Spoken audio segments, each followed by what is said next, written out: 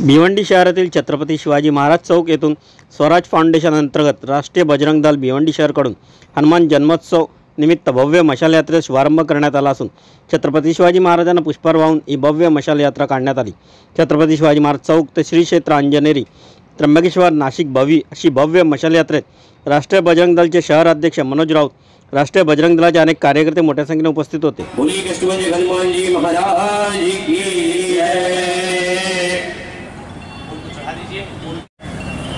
हनुमान जी को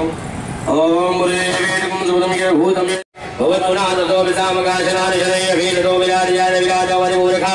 सुजातो अदर्शनात् पश्चात् भूमिमदोवरः पाद्य अर्घादिव्यमयामहे शरयामि वस्त्रं समर्पयामि ओम यज्ञोपवेदं परमं पवित्रं प्रजापतेय सायंपुरासात् आयुष्यमग्रं धनिमुञ्जशुभ्रं यज्ञोपवेदं बलमस्तेयः कस्तूरी दीर्घं ललाटपटले वक्षस्थले कौस्तुभं नाशाग्रे वन्दे तेज प्रताप जगवन्दन विद्यावान गुणी अति चातुर राम काज करिके को आतुर प्रभु चरित्र सुनिबे को रसिया राम लखन सीता मन बसिया